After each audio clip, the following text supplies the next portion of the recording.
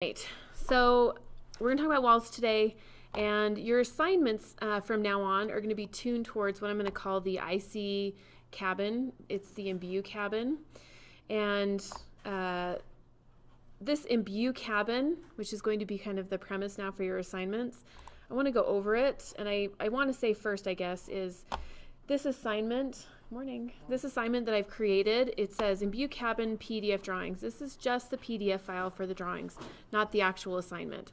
So I created kind of a fake assignment in here, and I posted the drawings that we're going to be copying for this project, okay? What I like to do is I give you this project, it's in PDF format, and you will be applying all of the skills that we learn every week to this project, right? So we'll learn walls and storefronts this week. So, you know, within this project, you'll draw the walls and you'll draw the storefront that's in it, right? Essentially. When we learn doors and windows, you'll add doors and windows to the cabin, okay? And then this cabin will turn into your midterm project, essentially. So you'll spiff it up and do all the things that I asked you to do, and then that will turn into your midterm project. I like to do a kind of residential type project in this class. And then I like to also do a commercial type project. So this is your residential project and it's your midterm. And then for your final project, we've got a pretty good little set of drawings we'll do for that. Okay. One thing I want to say about this, do you guys know who Imbue Architecture is? Have you heard of Imbue? Okay. So these came from an actual architecture firm. Imbue Architecture and Interior Design. I guess that's what their firm is. Let's see. Imbue Design. I guess that's what it's called. They're over in the Granary District, the pickle factory. The old pickle factory. Let's see if we can find there's their website. So these guys, I went to school with them. That's why they are so nice about giving me drawings to copy. But they do some pretty good work here in Salt Lake, right? So they've got a lot of stuff going on. I think at first they were doing a lot more residential type work. Let's take a look at some of their stuff they're doing. Ooh, their website's not loading very quickly. Or maybe that's us.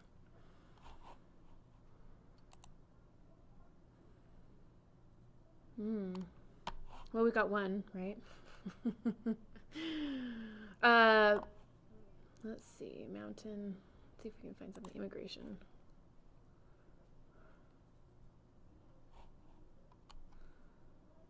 So pretty contemporary type stuff. But really talented guys. There's 3 of them.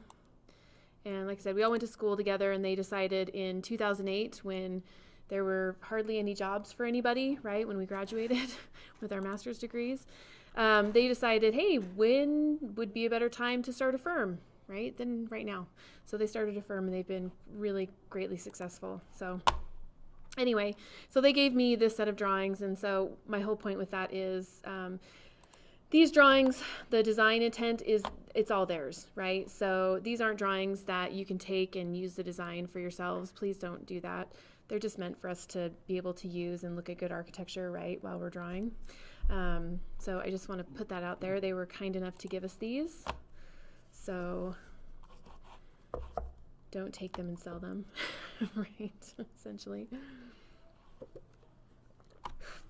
Okay, I just get coffee on my face.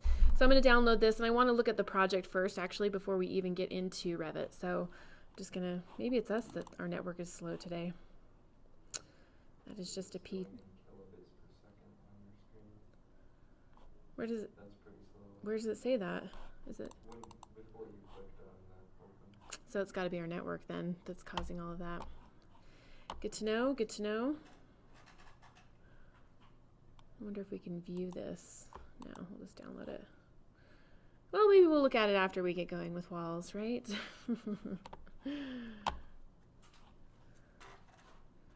Yeah, okay. Anyway, this will be the project. So when you look at your assignment for today, it's going to be 001 IC is Imbue Cabin, starting your file. And the assignment will be to open up a Revit file, and it says, we will start this file and work on it till the midterm, at which point it will become your midterm project.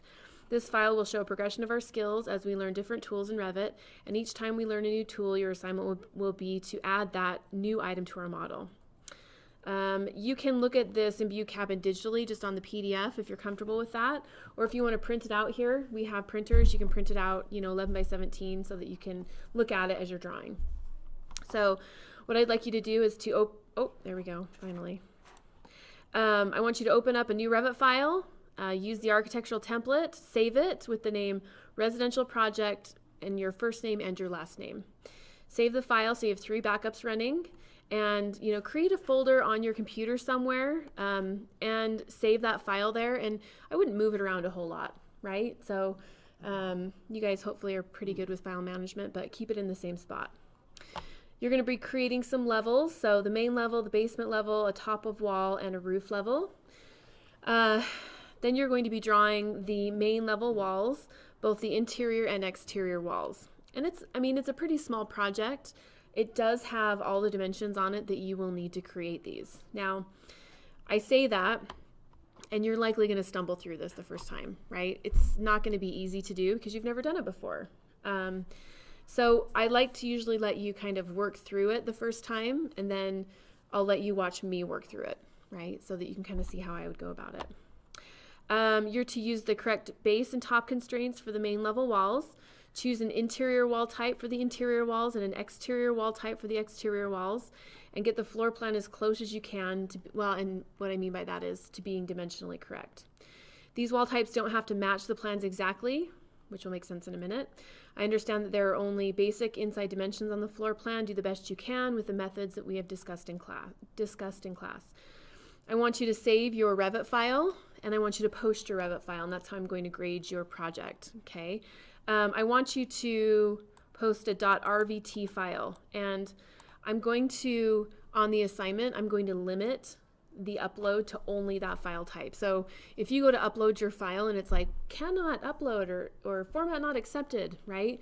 That means that you're uploading the wrong format, which you very easily, just not knowing what you're doing, you could save a Revit template file. You could do something odd, and that's kind of an indication that, hey, the format is incorrect. But if you save your file with an RVT extension, it should upload just fine, okay? All right, so that's going to be your first assignment with the Imbue Cabin, and this is what it looks like. This is not a built project. I think they did the design. I don't know if the people are thinking of doing it in the future, just waiting to be able to fund it or what's going on with it, but they designed it and it's not built yet. But here's a site plan, right? It's just a small little footprint. They've got this pretty good sized lot here. This is the main level. Fairly simple. You enter here, okay? You have a little entry space. You walk through here, and if you look over here, you have kind of a living room area with a big fireplace and views out, right? Lots of windows for views out. And then over here you have kind of you have an island and a kitchen and then a little dining room. And then back here you have bedroom number 1, you have bedroom number 2 with a closet. They both have closets. And then you have bathrooms in between.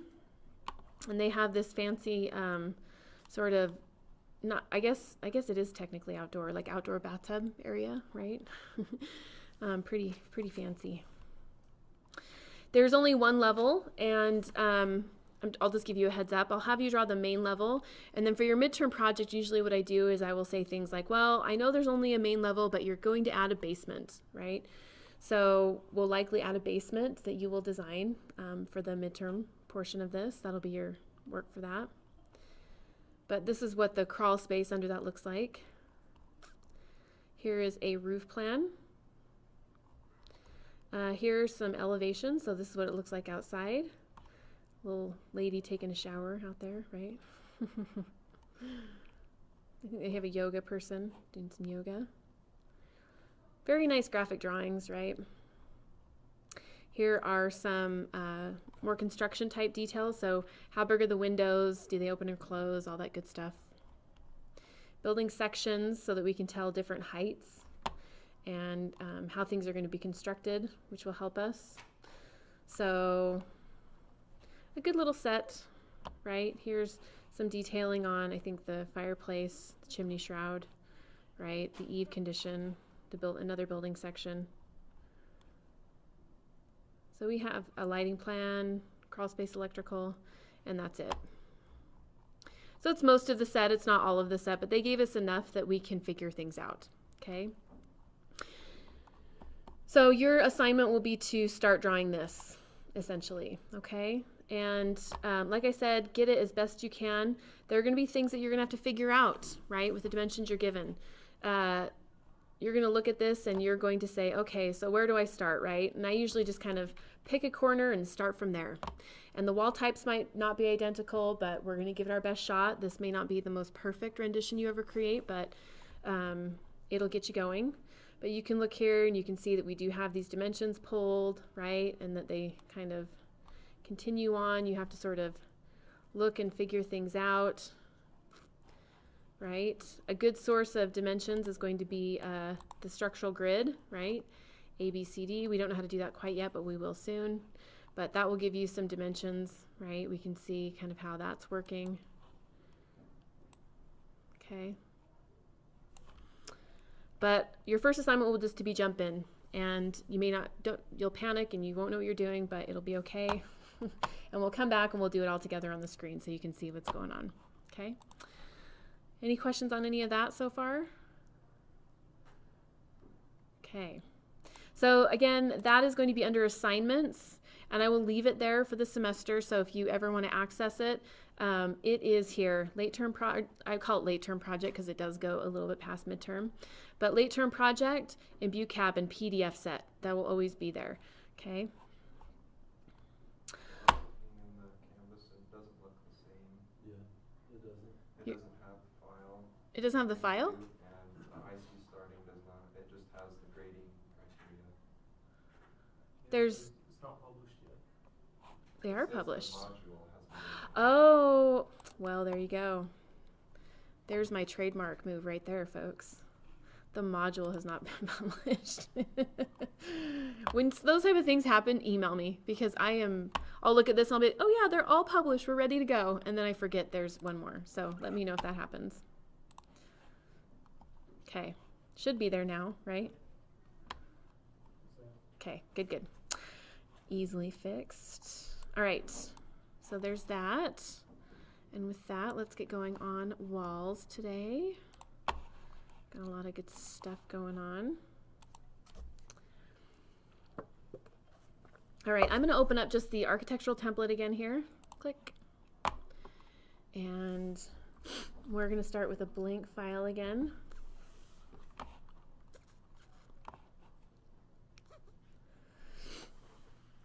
Okay. All right. Oops, sorry, I'm trying to... Our model, or chapter 4 here is also not wanting to download. Of course, this kind of stuff always happens when Jameson isn't here, the one day that he doesn't come.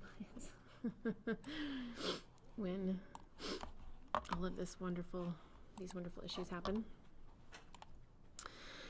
All right, so, but let's start talking about walls. Okay, and like I said, I've said it about 3 times, but walls are really going to sort of be the first, they're going to be the first thing that we learn about that have a base constraint, a top constraint, that have a definition to them, and that you will learn how to create new wall types with.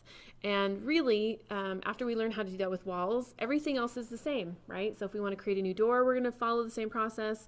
If we want to create a new window, we're going to follow the same process. If we want to create a new family within the project, we're going to follow the same process, okay? So you all know, let me do this. You all know by now where the wall command is, right? Under the architecture tab, we have our wall command here, okay? And let's talk about, I'm going to show you just a few things. Before we get to walls though, actually, I want to talk about levels one more time. And I want to remind you how to create a level, okay? Because levels are going to be really important with regard to wall definition, all right? So one thing I really want to clarify is that Levels, when we create a level, right, or you want to view a level, you have to go to a view that will allow you to see it. And that view has to have some type of vertical or sectional element to it, okay? So that means that if I am in level 1, this is a flat floor plan view, like I'm looking down on the top of a project, you'll notice that level is grayed out, right? I can't create it. And I can't create it because I need to create and view levels in a view that has a vertical nature to it, right? A vertical nature like an elevation view or a sectional view if we had one here, which we don't. So I'm going to go to my north elevation, click, click. And there are my levels that are defined in this project, right? There are 2 of them. And you'll notice that my level command, LL, is also active now. So I could create a level, right? So when I get into a view with a vertical nature, there it is, right? Ready to create, okay? So one of the things that your assignment says is to, let me go back to assignments here. Imbue cabin, starting your file. Okay, one of the things it says is that you're going to create some levels, main level, basement level, top of wall, and roof, and they all have heights. So I'm just going to mimic that in this file, all right, to get you kind of going. So right now we have level 1, but I don't want it called level 1, I want it called main level. Okay, so I'm going to click again, main level, enter. Would you like to rename corresponding views? Yes. I'm sorry, there we go. Okay, the next one, and that's supposed to be at 0, which looks good. The next one is the basement level. Okay, we don't have a basement level yet, but that says it needs to be at -10 feet. Okay, so I'm going to click on the level tool because I need to create a new level. And I'm going to use my pick line tool. And I'm going to give that an offset of 10 foot, enter. And you're like, well, it said -10 feet. It does say that. And if I hover on the right side of the line, it will go negative. Do you see it's going below the main level instead of above it? You see it's up there now. So I'm going to just hover here and click. Created another level, and it's -10 feet below that one. Okay. If I hadn't gotten that correct, I had accidentally made it 2 feet below. If I wanted to change it, I could come here, click a second time, and I could type -10, enter, and it will change the depth of that level. Okay. So this one I'm going to say, I don't want it called level 3, I want it called basement, enter, yes. And I have 2 of my levels created. I have 2 more I need to generate. This one is going to be called top of wall, and it's going to be 10 feet above the main level. So that looks good. I'm just going to click again.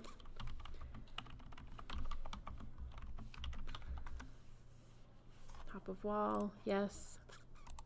Okay, so I have 3 of the 4 generated. The last one was roof. Okay, so I'm going to create another one, level. And instead of using the pick, just so that you can see me draw it and alter it, I'm going to do that. So I'm going to draw this one. I'm going to click, drag this out, click when it lines up. And you'll notice I didn't really pay attention to how far it was, right? I just created it because in Revit, you're going to get used to creating things and then kind of adjusting them to where they need to be, all right? So this one, actually, instead of 19'6", needs to be at 18 foot. So I'm going to click there, I'm going to click 18 foot, enter, and I'm going to call this one roof, enter, yes, and now I have all 4 of my levels, right? So if I, essentially I've just kind of started your file, right, for the Imbue cabin. Let's save this. I'll save mine as the Imbue cabin file, save as, project, right? If I had accidentally chosen this, it would have given me the wrong extension, okay? It would have created a template file. And when you went to upload it for your assignment, it would have said, cannot accept file type or something, and you would have panicked, right? So here I want to choose project, and I'm going to go to my desktop, and I'm going to create a new folder, Revit project, we'll call it 2019 spring. And this one will be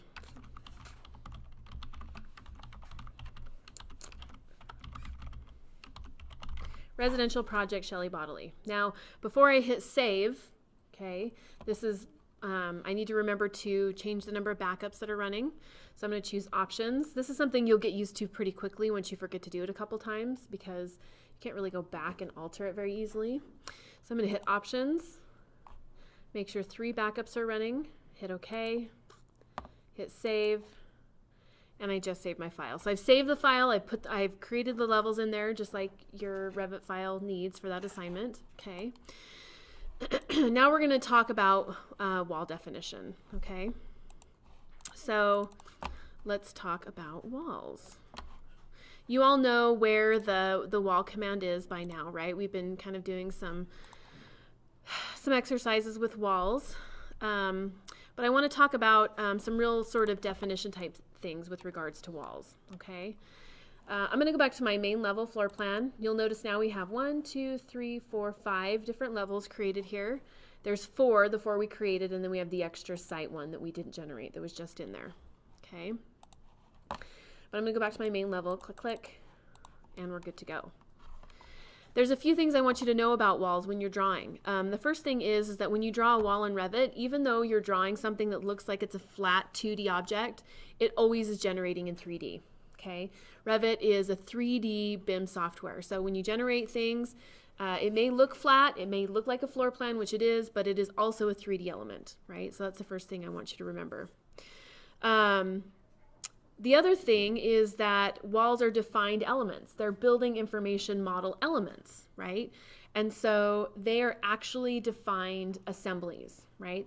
And what that means is that when I have a wall in here, like an interior wall, I define it to be an interior wall. So I assign it gypsum board on one side, I assign it a wood or metal stud as its structure, and I assign it a finish on the other side, gypsum board or tile or whatever, right? So in Revit, when I define the assembly, it knows that it's gypsum with a stud and gypsum on the other side, okay?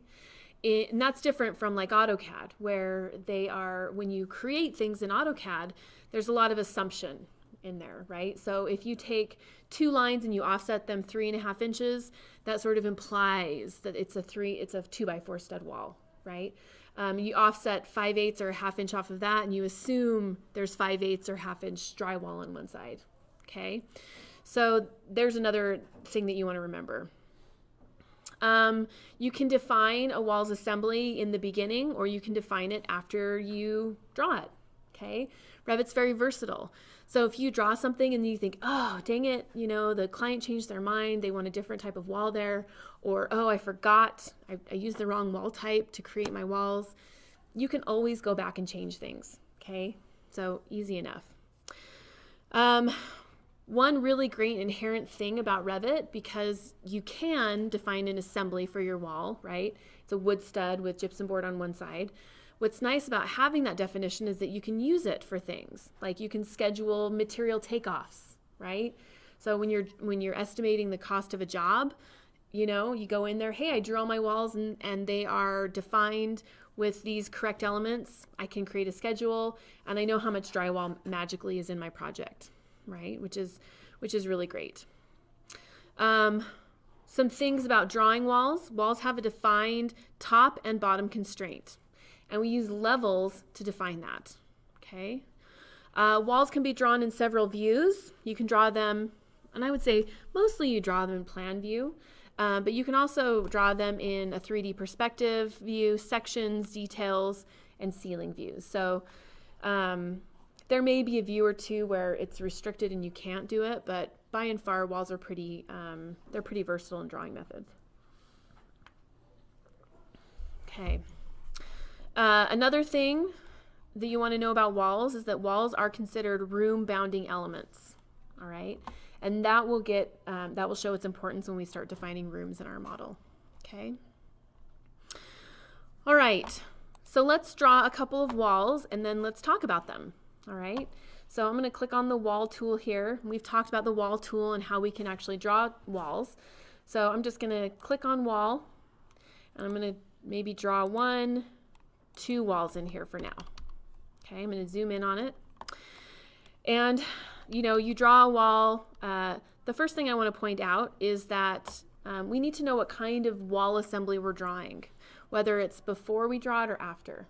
So if I click on this wall and I select it, you're going to notice that in the properties dialog box, I get a definition of what that wall is. It says basic wall, generic 8-inch. Great, okay. So when I clicked on wall, that wall type, this is a wall type, was selected, and because that was selected in current, when I drew the wall in my drawing board, it created that wall type. All right, so if I click on this wall, it displays its properties. If I click on this wall, it displays its properties. These all happen to be the same wall type, so it's displaying the same, information. But if they were different, it would tell you that. If I want to generate a wall with a different wall type, I can initiate the wall command. And before I actually start drawing, I can use this drop down, click, and I can pick whatever wall type I want to use, right? You see there's a little scroller. There's also a little search option, so I could come in here and type brick, and then any wall type with brick is shown, right? You'll also notice that the way these are named, okay, this is somewhat similar to like a layer naming convention where, this is given a designation, exterior brick and CMU on metal stud, right? So it tells me a little bit of description. This is an exterior wall. It has brick over CMU, and the structure is the metal stud. If I click on that, that then becomes current. And when I draw, right, that wall type is generated, all right? Okay, I'm going to change the way my view looks just a little bit so you can see some differentiation. I'm not changing anything other than just how we're viewing it. So I'm going to change this to a shaded view so we can see the colors of these walls just for ease of viewing on the screen. All right. So now when I click on this wall type, it tells me it's an exterior brick on CMU metal with the metal stud. Great, right? The way that I was able to change that again, I click on wall, I use my drop down, and I pick whichever wall I want to generate. So this time I want to do an interior wall, and let's do a 4 7/8 inch partition. Click, click, click, click, escape, right? And there is my interior wall type. Okay. All right. So first thing, right? When you start your wall command, you want to pick which type of wall you want to generate. So when you're in your Imbue cabin project and you are drawing your exterior walls, right? You're going to come in here and say, well, I don't really know what kind of walls that project has, but it kind of looks like maybe there's some CMU on it. So maybe I'm just going to pick the CMU on metal stud, right? So decision number one, what kind of wall do I use, right? And then I come into my drawing space and I draw, okay? Now I'm going to talk about, now that we know how to, number one, use the wall command. Number two, we can pick our wall type. I want to talk about how the wall type is defined and how you can create a new wall type. And then we'll talk about defining the base and the top constraint of a wall, okay? So the first thing I want to talk about is your wall assembly and its name and how we edit that wall assembly, okay? And we'll go over this a couple times. We'll go over it today. We'll also go over it on Wednesday because I want to make sure you're pretty clear on how to do this, okay? So with my wall command active and with my cursor ready to draw but not drawing anything, I'm going to hit edit type. So you notice I have this wall selected. Okay, I'm going to hit edit type. And when I do that, I get this type properties dialog box pop up here. And you're going to notice that it tells me what kind of family this is, meaning what is the basic structure behind it. And it's a wall, basic wall. And then it tells me the type. So the type is, it's named as this type of wall. It's an exterior wall at CMU on metal stud. Great. Down here we have a lot of definitions, and we're not going to worry about really any of these except for this first one for now, all right? And that is the structure of the wall. So I'm going to click on edit, and I come here to the edit assembly dialog box. This is about the point where everybody starts to realize how many settings are in Revit. There are hundreds of them, right? There are so many settings in Revit, okay? And it makes sense because there's a lot of definition, and we use that definition for a lot of different things, right? So within this edit assembly, these components, all of these numbers 1 through 9, they show us what this wall is made out of. So this wall that has the name exterior CMU on metal stud, right? It is made out of, we have a concrete masonry unit that is 7 5/8 inch. We have a thermal air layer, that's 3 inches. We have a membrane layer that's like it's an air infiltration barrier, right? Like Tyvek. It has a 0 thickness because it's just paper thin, right? We have a substrate, plywood, 3/4 inch. In between these two core boundaries, these gray areas, we have a structure element. So it's really the structure of this wall is the metal stud, right? And it's 6 inches in depth, depth. After that, towards the inside, one thing I want you to remember or notice is this is the exterior side of the wall. So we start with masonry, we move in towards the stud, and we move towards the interior of the wall, right? We have our vapor barrier, and then we have gypsum board that's a 1/2 inch on the inside. Okay, so all of these elements, okay, create this wall assembly with this name. All right, so any wall that has this exact name, it's called a type. It's a wall type. And type sort of groups those elements together, meaning regardless of where this occurs in the project, if those elements have the same name, which imply the same type, they will all have the same definition, okay? If I create a new wall type and I edit this definition, I use my new wall type, then that new wall type will have that new definition, okay? All right, so I'm gonna hit OK. I'm gonna hit OK again. I didn't really change anything. I was just showing you where everything was. We'll talk about how to change it in a minute, all right? Okay. Next thing we're going to talk about. We're going to talk about walls, base and top constraints, all right? And I'm going to pop into a 3D view to show you this. I'm going to type WT, window tile. It's a shortcut. I'm going to start talking about shortcuts as we move through this. If I have more than one window open, and what I mean by that is if I have my main level floor plan open, and I click on 3D, I have now 2 views open, although I'm only viewing 1. If I want to look at those at the same time, I can type WT window tile, and it tiles the window so I can see the same things but in different views, right? So right now, I can come over, click on main level and move and do what I need to do.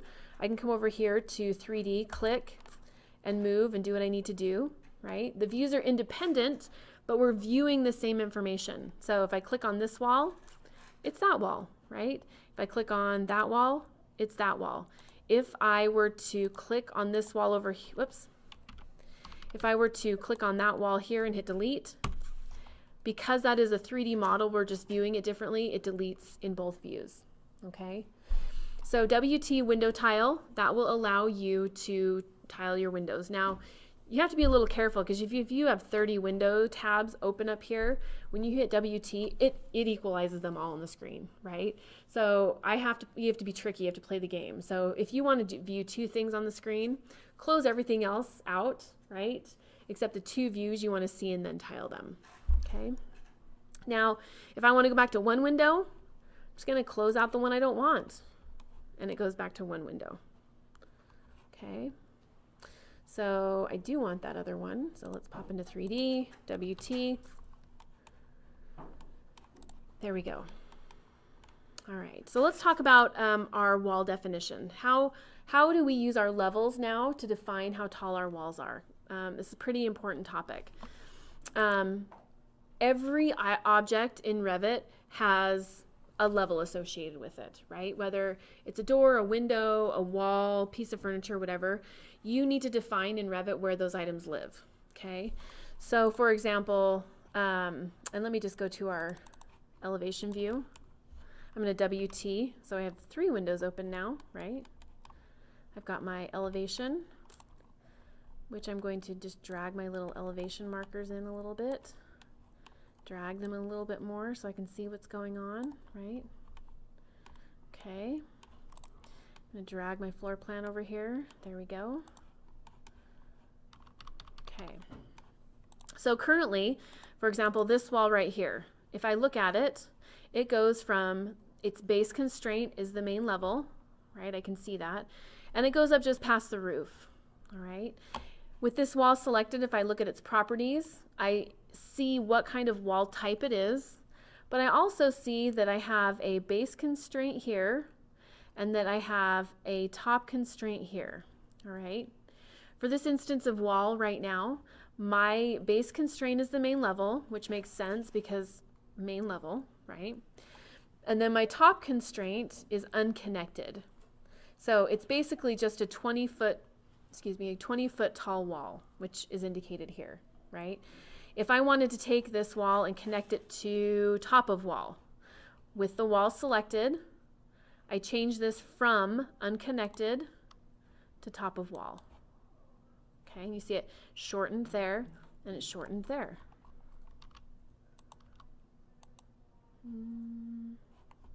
Looks like it's going just a little bit above that, doesn't it?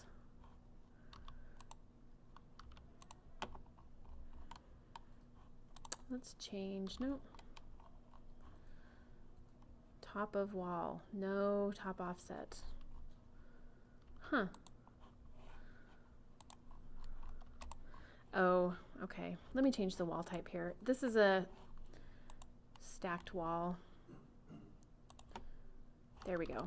So that wall type was defined, not funny, but it had like a cap on top. So the wall defined to the top, but the cap, which isn't technically a wall, was sitting just above that. That's why it was a little bit taller.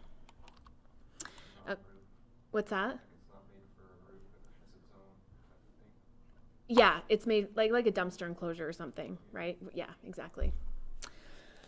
All right. So we have this constrained. Now that makes sense from the main level to top of wall. Main level to top of wall. Perfect. I can be very dynamic about changing these, right? I can choose it to be constrained from main level up to the roof, and it pops up to the roof. Okay. I can select multiple things, hover, tab, click, and I can change them all at the same time. So base constraint, main level, top constraint, let's go to top of wall again, and it changes them all at the same time. Okay. What I'm doing here is I'm changing these after the fact, but I can also define them before I draw them. So what that means is I'm going to close out this 3D view here. WT. This is the north elevation. Okay. And I'm going to, let me delete some of these things. Here we go. I'm going to come in and I'm going to show you how to define a wall type with the top and bottom constraint as I'm drawing it, right? So I click on wall. I'm going to choose my wall type, brick on metal stud, come over here to my floor plan. Now before I start drawing, base constraint, main level, top constraint, I'm going to change it to top of wall. Click, click, click, click, click. Escape, escape. Okay, so I could come in here after the fact, choose these, and alter the top and base, the bottom and the base constraint and top constraint, or as I'm drawing, right, click on wall, I can come in here and I can alter these, and then as I draw them, they have that correct definition. All right. I would say that probably the better way of going about it is to define it before you start, but it's completely valid to go back after the fact if you've forgotten and fix it. Okay. All right. Now, when I'm in a floor plan view and I'm drawing something, you probably looked at this and you know, when we had these drawn before, these walls definitely had a base constraint, but they had an unconnected height. Okay. And the reason that happened was because when I am in a floor plan level, right, so main level, Revit assumes that I want that as the base constraint. So even though Revit didn't have any inclination of what I wanted to define my walls as, when I drew them, you know, because it said, hey, it's an unconnected height. I don't know how tall it's supposed to be, right? It did know that because I was on main level, it assumed that that was going to be my base constraint. So if I, for example, on basement, okay, and I want to draw a wall, you'll notice that the base constraint is already defined as basement. All right, so whatever level you're on, the wall will define that base constraint.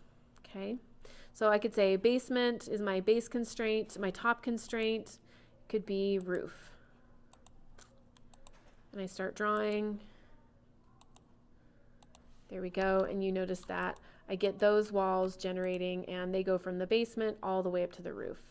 Okay, so Revit will assume, if you don't input something different, that the level that you're on when you draw your elements is the level of the base constraint. Okay, and again, if I want to change this, I can hover, tab, click, right? And I could change this, instead of the base constraint being the basement, I can make it main level. And then you see it disappear on basement view. It's not there anymore because it starts at the main level. Okay. So those are the base and top constraints for walls, essentially. And every single wall in Revit will have a base constraint and a top constraint. Okay. Now, another thing about base and top constraints is I can give walls an offset. So if I want it to start at the main level, but for whatever reason it needs to kind of dip down 6 inches or start 6 inches above. Like the perfect example is if you're drawing a garage, right? Maybe your foundation wall pops up above the main level, you know, 18 inches or 12 inches or whatever. So you have like a little stem concrete wall before your framed wall starts, right? Maybe your wall needs to, you know, start taller than the main level, but it's still really kind of associated with the main level, right? It doesn't call for you to generate a new floor plan. I can select those walls and I can give a base offset. So this wall is associated with the main level, but I want it to start, you know, 1.6 feet above it. Enter. Okay, you see that wall pop up 1.6 feet. Let me do a little dimension right there above the main level.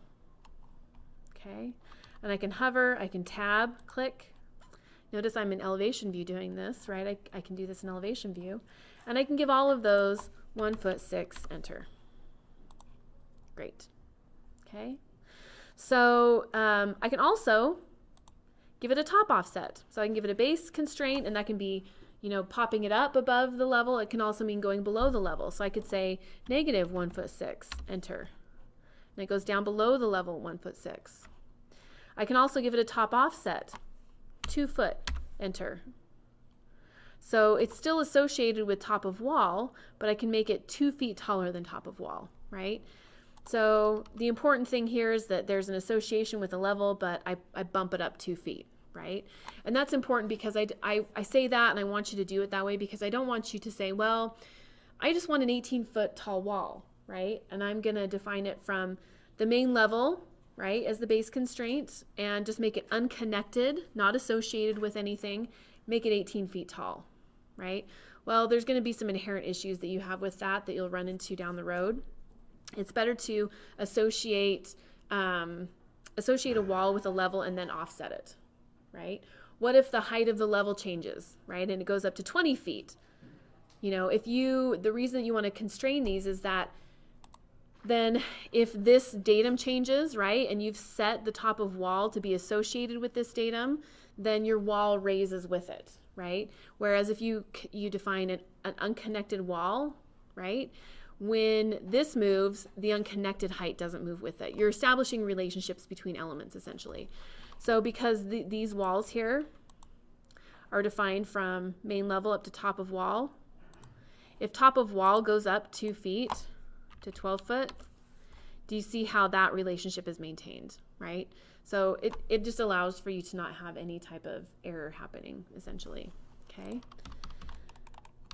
All right, so we know how to draw walls. We know how to pick the wall type that we want to draw. We know how to define walls with a top and bottom constraint, which is pretty important, right? I want to talk about how to create new wall types and how to edit assemblies, right? And it's actually quite a bit of information to absorb. So we'll go over it next time as well a little bit. Okay. Does anybody have any questions about any of this so far? It's kind of a heavy topic. Okay. So let's talk about creating a new wall type and also editing the assembly for your new wall type. I'm going to come in here and I'm going to delete a few of these things so we don't really have anything in our view. I'm going to close out my 3D view and I'm going to actually open up a main level view. And this is where we're going to edit some of our wall types. All right. I'm just going to draw a couple of walls. So I'm going to click on wall, architectural. And let me clarify one more thing. When we draw walls, right, by default, I'm just clicking on this little button here, right? I could type WA, would be the same thing. If I drop down my menu here, I also have a structural wall and a wall by face. And we're not going to use those type of elements here for now. We could use wall by face eventually. I'm not going to get into why. But we really don't ever want to use a structural wall. And I think it's a little bit of a confusing topic because, you know, inherently in your mind you're thinking, well, or eventually you might think, you know, we're drawing these drawings, they need to be structural, right, inherently to stand up. Maybe the framed walls above, they sit on top of the foundation, right? And the foundation really holds everything up, so that's a structural element, right? So in your mind, maybe you're thinking, well, I need to define some of these walls as structural elements because they are, okay? But there's a difference between what you're thinking and what is actually kind of happening here. It's kind of more of a workflow topic, more so than like a physical forces type argument, right? And what that means is when we are drawing architectural models, we're showing design intent. That's what the architect does. They show design intent, okay? So we're saying, although we do have to think about things standing up, right, and being structural, we're not a structural engineer, okay? We're thinking the rooms need to be this size, the walls need to be this tall, here are the details, right, so that it can be built. So we're showing design intent. A structural engineer is showing the structural elements of those things that we are intending, okay? So we show design intent with architectural walls. So architects use architectural walls. Structural engineers use structural walls, okay? So essentially when you open up a model, you know who did what work because of who uses what elements in the model, right? So it's not a matter of, well, a foundation is structural, we need to use structural walls for our foundation. Well, no, the structural engineers will use the quote structural elements, the architects will use the architectural elements, okay? It's the same thing in AutoCAD as naming layers. Layers that architects use start with AE. Layers that structural engineers use they start with SE or whatever they want to abbreviate, right? It's just a workflow organization. So I'm always going to use my wall WA, and it's always going to be architectural, just so that we know whose work is whose, okay? So with that said, let's talk about how we're going to define these walls. So I'm going to click on wall. I'm going to pick the wall type I want to generate. We'll just choose CMU on metal stud. And I'm going to give this a base constraint of main level and a top constraint of roof. And I'm going to draw just a simple box here. Okay, so I've got my walls generated. They look pretty good. If I go to a north elevation, I see they're defined from main level to roof, and that looks great. Okay. All right. I can click on that wall, and I can look over here in properties, and I can see that this is defined as an exterior wall, CMU and metal stud. Great. Okay.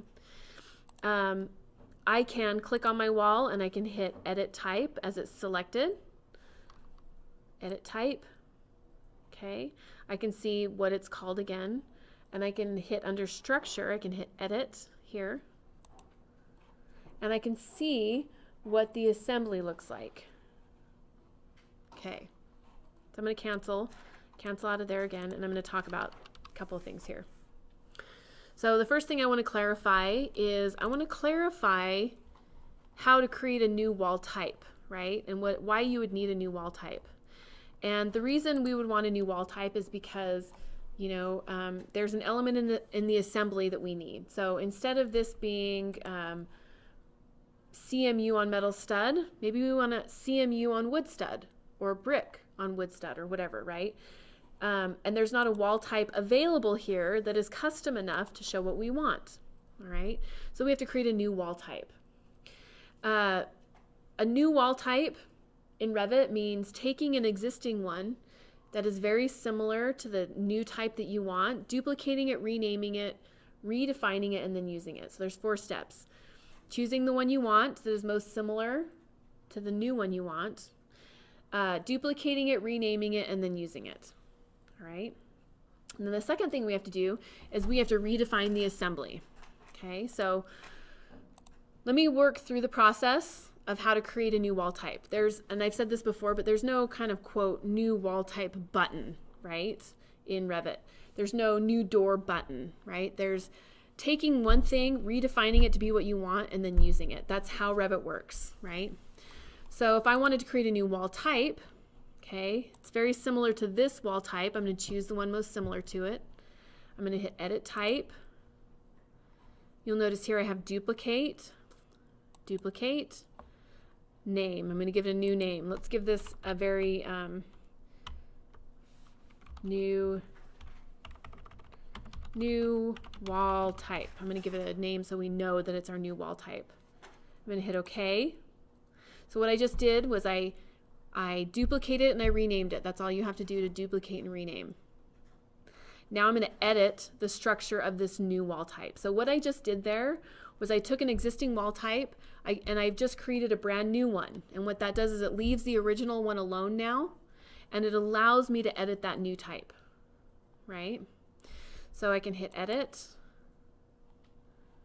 And now I'm allowed to change this assembly and make it the way I need it to be, leaving the original one alone.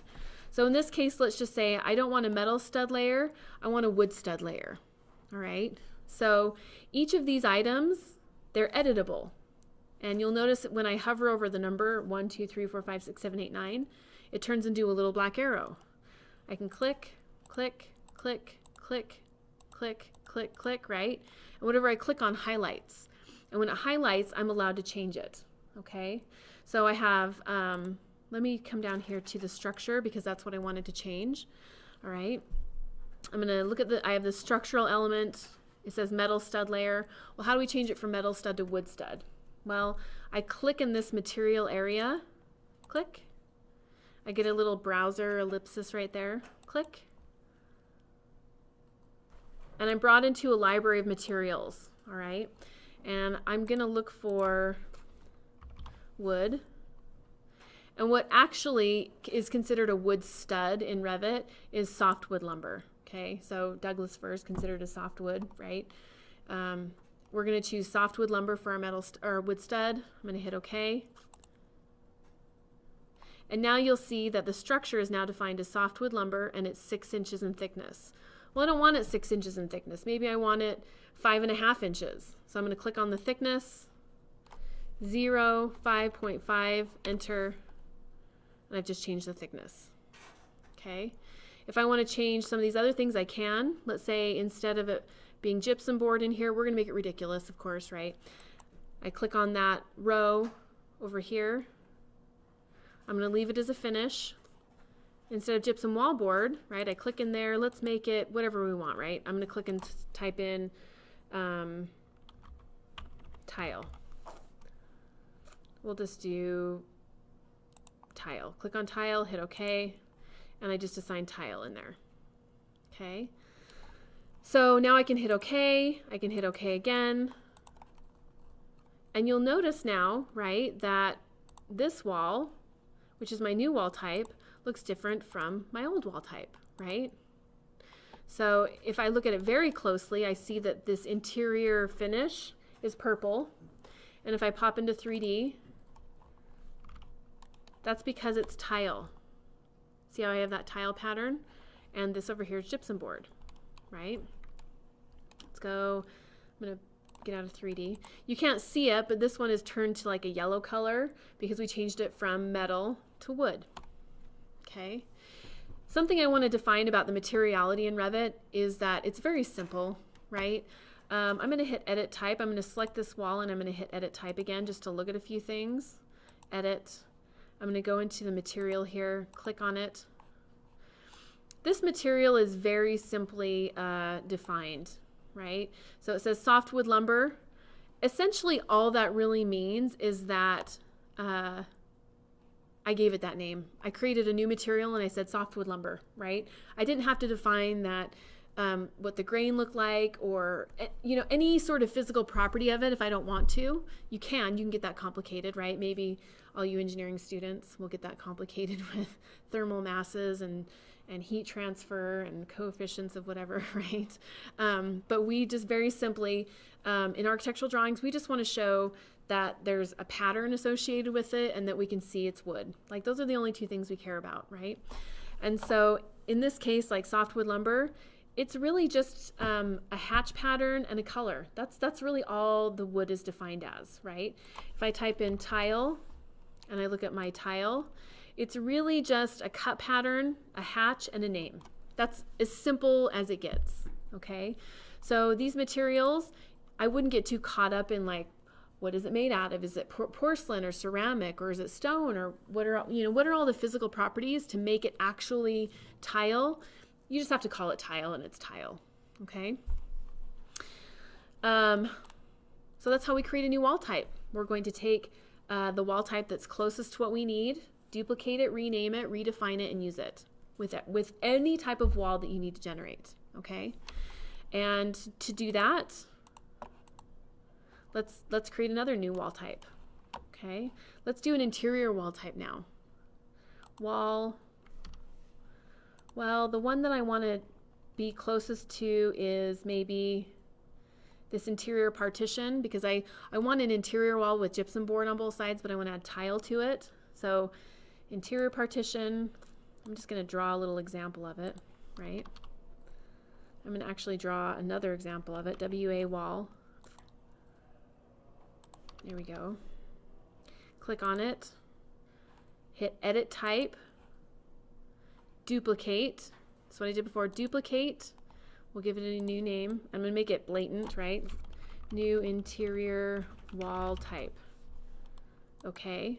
I just created a new wall type by doing that. I duplicated the wall. It made a brand new wall. It left the original untouched.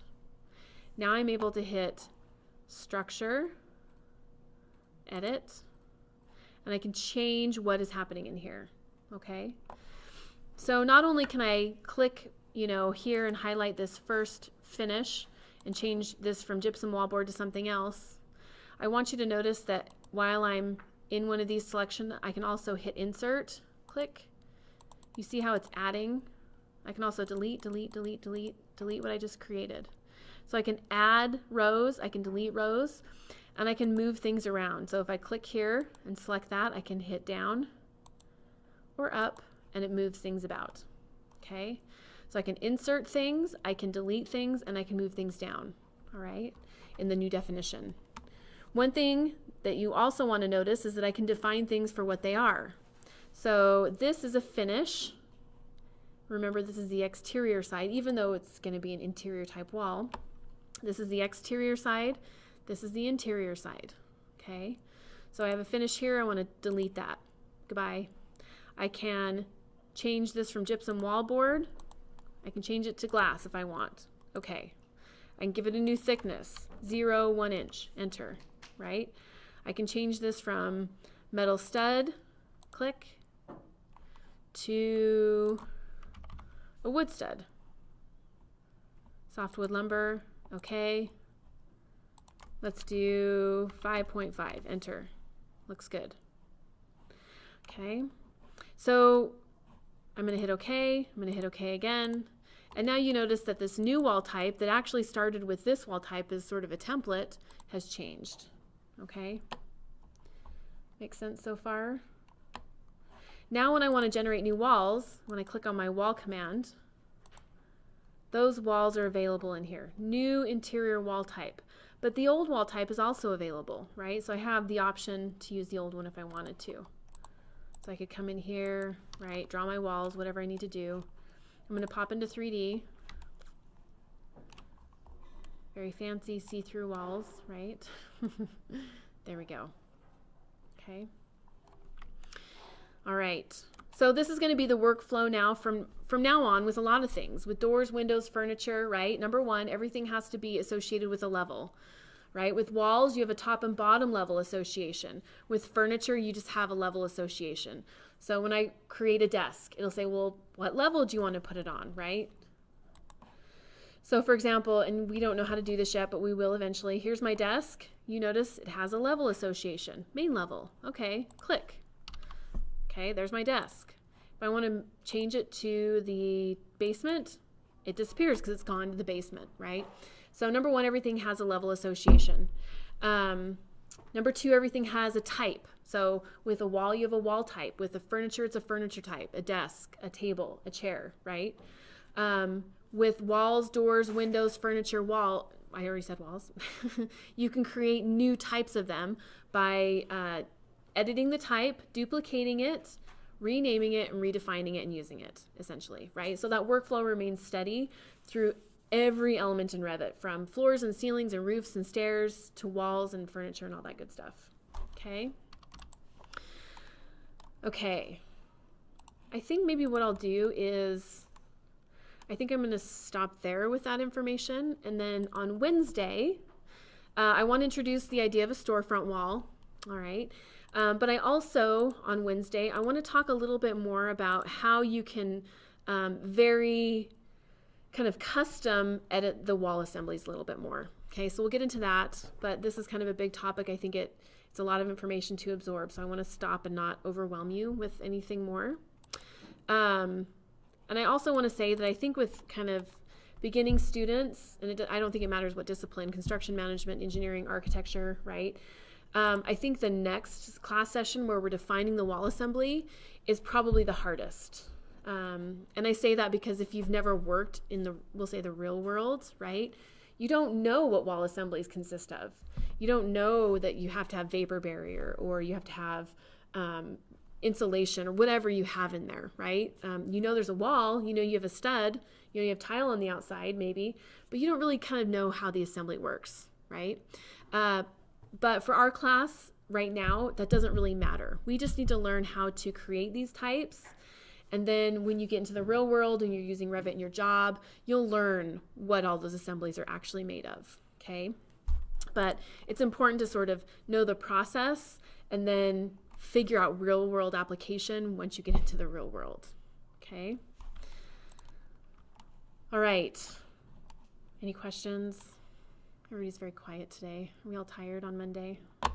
Yes. Okay. All right. Well, I'm going to stop